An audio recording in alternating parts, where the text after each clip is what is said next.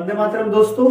आज हम डिस्कस करने जा रहे हैं प्रमुख पुस्तक के बारे में, जिससे हमें इतिहास के बारे में, विभिन्न वंशों के बारे में जानकारी मिली, स्पेशली मौर्य वंश के बारे में। तो हम डिस्कस कर रहे हैं उन बुक्स के बारे में। तो सबसे पहले एक किताब था अर्थशास्त्र। ये नाम का अर्थशास्त्र था, लेकिन इसमें राजनीतिक इतिहास सारा समावेश था। और ये जो अर्थशास्त्र था ये लिखा हुआ था चाणक्य के द्वारा। चाणक्य का ही नाम कौटिल्य है या इसी का नाम विष्णुगुप्त है। विष्णुगुप्त, चाणक्य या कौटिल्य, तीनों एक ही पर्सन थे। तो सबसे पहले अर्थशास्त्र के लेखक कौन है? चाणक्य है, कौटिल्य या विष्णुगुप्त।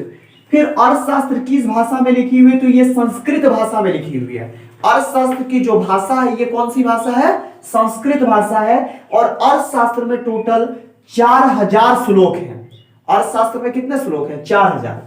ये 15 अधिकरणों तथा 180 प्रकरणों में विभाजित है, बटा हुआ है। इसके बाद एक बुक है इंडिका।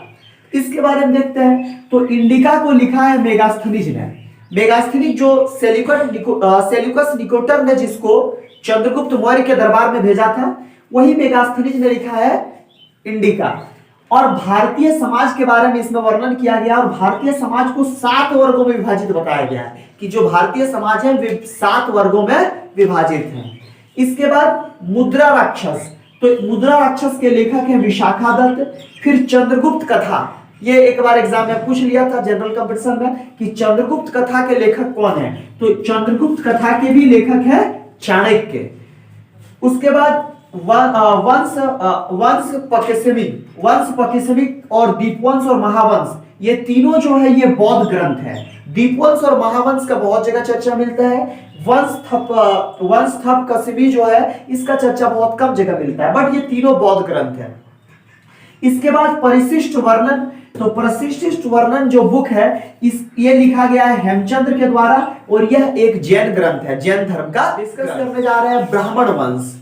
मतलब हमने बताया था मगध साम्राज्य जो है उसमें जो वंश का सीरीज बताए थे उसमें सबसे पहले हर्यक वंश, शिशुनाग वंश, नंद वंश, मौर्य वंश, सुंग वंश और कण्व वंश। लेकिन उसमें हम देखते हैं कि मौर्य वंश के बाद यहाँ पे जो शासन आता है वो ब्राह्मणों का आ जाता है। अब मतलब ब्राह्मण वंश आते हैं। जाति से ये क्या थे? ब्राह्मण थे। तो सबसे पहले मौर्य वंश के पतन के बाद जो भी वंश आए कुछ वो लगातार ब्राह्मण वंश आए, जैसे सुंग वंश, कण्व वंश, आंध्र सातवाहन वंश, वाकाटक वंश। यहां तक जो था ये पूरा ब्राह्मण वंश थे। क्या थे? ब्राह्मण वंश। इधर देखिए मैडम, अब ये पूरा क्या हो गया? ब्राह्मण वंश। मौर्य वंश का अंतिम जो शासक था, क्योंकि इससे पहले मौर्य वंश था, तो मौर्य वंश का अंतिम शासक था बृहदत्त। अब होता क्या है कि बृहदत्त का एक अमात्य था। हम बताए थे राजा के बाद दूसरा पोस्ट अमात्य का होता था। चाणक्य का साप्तांग सिद्धांत याद है? 7 बातें उसमें थी, प्रमुख बातें कि कौन कौन इंपॉर्टेंट होता है। तो बृहदत्त को बोलता है पुष्यमित्र शुंग जो इसका अमात्य था कि चलिए सेना देखने जाएंगे। चलिए कहां जाएंगे? सेना देखने। और सेना दिखाने के बहाने ले जाता है 184 ईसा पूर्व में। ये डेट था 184 ईसा पूर्व का। और इस समय ले जाता है सेना दिखाने के लिए कि चलिए सेना देख के आएंगे। ठीक। इसके जो राजा थे बृहदत्त वो बोलते हैं हाँ ठीक है कोई बात नहीं, चलते हैं। तो पुष्यमित्र शुंग और बृहदत्त जाता है सेना देखने का, सेना का निरीक्षण करने के लिए, औपचारिक निरीक्षण के लिए। अब जब वहां पहुंचता है तो धोखे से पुष्यमित्र शुंग क्या करता है? बृहदत्त को मार देता है। और बृहदत्त को मार डाला। पुष्यमित्र शुंग ने बृहदत्त को सेना दिखाने के मामले में सेना दिखाने बोल के ले जाके, और 184 ईसा पूर्व ऐसा हुआ था। तो अब यहाँ पे मौर्य वंश का जब बृहदत्त मारा गया तो अब एक नया वंश उभर के आया जिसकी स्थापना पुष्यमित्र शुंग ने की थी, और ये था सुंग वंश। अब हम अगला वंश जो देखेंगे ये सुंग वंश है। तो ब्राह्मण वंश में टोटल कितना वंश है? 4 वंश आएगा। सुंग वंश, कण्व वंश, आंध्र सातवाहन वंश और वाकाटक वंश या वाकाटक साम्राज्य।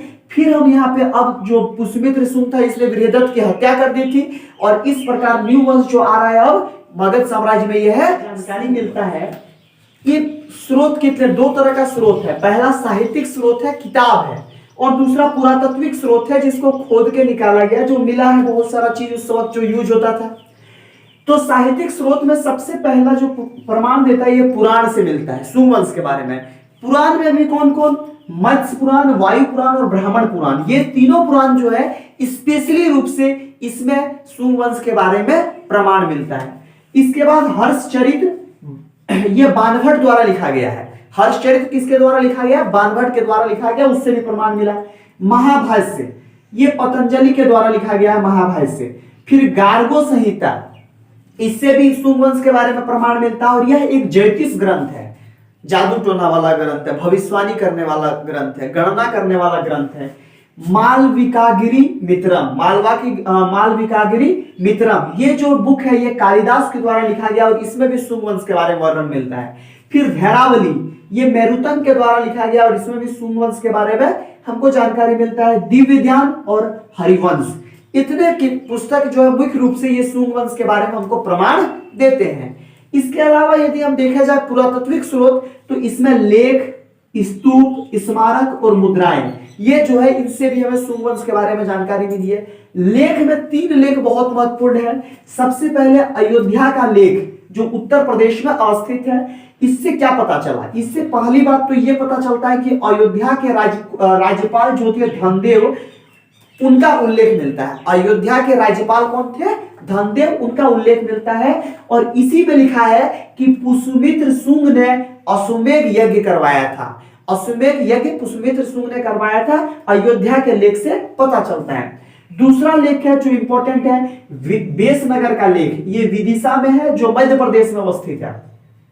ये जो लेख है ये यमन के राजदूत हेनियोडोरस का है। यमन के राजदूत हेनियोडोरस का लेख है और ये गरुड़ स्तंभ पर उल्लेखित है, गरुड़ स्तंभ। और भागवत पुराण का, जो हम गीता की बात करते हैं या भगवत धर्म की बात करते हैं, जब हम धर्म पढ़ाएंगे, जैन धर्म, बौद्ध धर्म, वैष्णव धर्म, शैव धर्म, भागवत धर्म, तो उसी समय जब भी हम बात करते हैं भगवत धर्म, तो भगवत धर्म की लोकप्रियता का उल्लेख यहां मिला है कि भगवत धर्म को लोग कितना चाहते थे। क्योंकि जब आप देखिएगा गीता के बारे में, तो उसमें लोग कैसे जीवन जिए, इस बारे में बहुत बेहतरीन तरीके से उल्लेखित किया गया है। इसके बाद भ्रहुत का भ्रहुत का जो लेख है ये सतना जिला में है जो मध्य प्रदेश में अवस्थित है। तो इससे हमें सुंग वंश के बारे में जानकारी मिलता है।